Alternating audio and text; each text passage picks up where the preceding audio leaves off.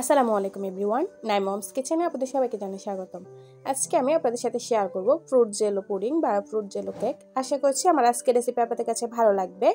তাহলে চলুন আজকের রেসিপি শুরু করি। প্রথমে আমি এখানে নিয়ে নিয়েছি 2 কাপ ডাবের পানি। ডাবটাকে আমি আগে থেকে কেটে পানিটা ছেঁকে নিয়েছি। এরপর আমি এখানে দিয়ে দিচ্ছি 1/4 কাপ চিনি।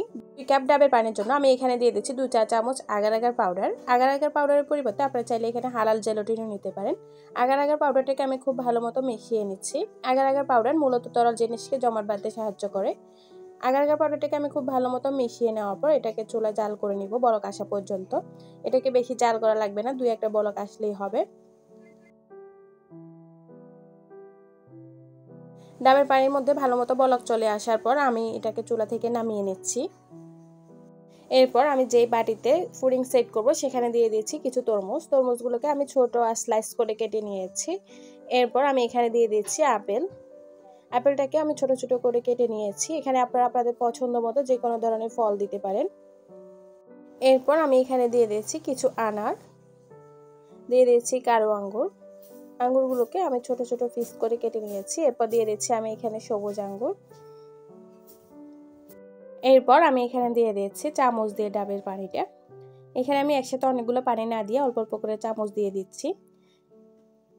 ডাবের পানিটা দেওয়ার পর আমি এখানে দিয়ে দিচ্ছি আবারও কেটে রাখা কিছু ফল।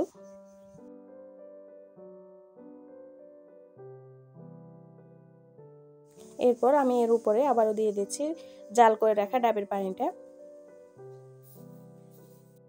ডাবের পানিটা দেওয়ার পর আমি এখানে আবারও দিয়ে দিচ্ছি আপেল কুচি, দিয়ে দিচ্ছি কালো আঙ্গুর কুচি, দিয়ে দিচ্ছি আমি এখানে সবুজ আঙ্গুর কুচি, এরপর দিয়ে দিচ্ছি উপর দিয়ে কিছু আনার। এরপরে আমি আবারও দিয়ে দিচ্ছি এখানে ডাবের পানিটা।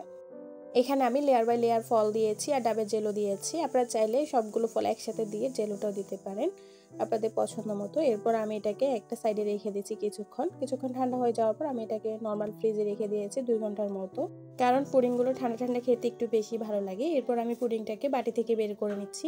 বাটিটাকে এভাবে হাত দিয়ে একটু ট্যাপ করে নিলে পুডিংটা সুন্দরভাবে বের হয়ে যায়। মাশাআল্লাহ, পুডিংটা দেখতে অনেক সুন্দর হয়েছে। এটা দেখতে যতটা সুন্দর, খেতে কিন্তু অসম্ভব মজাদার আর হেলদিও। এবার আমি পুডিংটা কেটে শেয়ার করছি। এই গরমে যদি 1 পিস ঠান্ডা ঠান্ডা এরকম পুডিং পাওয়া যায় তাহলে তো আর কোনো কথাই নাই, মন প্রাণ কলেজে এক নিমিষে ঠান্ডা হয়ে যাবে। এটা অনেক বেশি হেলদি আর রিফ্রেশিংও। আশা করছি আমার আজকের রেসিপিটি আপনাদের কাছে সহজ লেগেছে আর ভালো লেগেছে। আমার রেসিপিটি আপনাদের কাছে ভালো লাগলে আমার চ্যানেলটি সাবস্ক্রাইব করবেন আর আমার ফেসবুক পেজটি ফলো দিয়ে রাখবেন। বিদায় নিচ্ছি আজকের মতো, ভালো থাকবেন সবাই। আসসালামু আলাইকুম।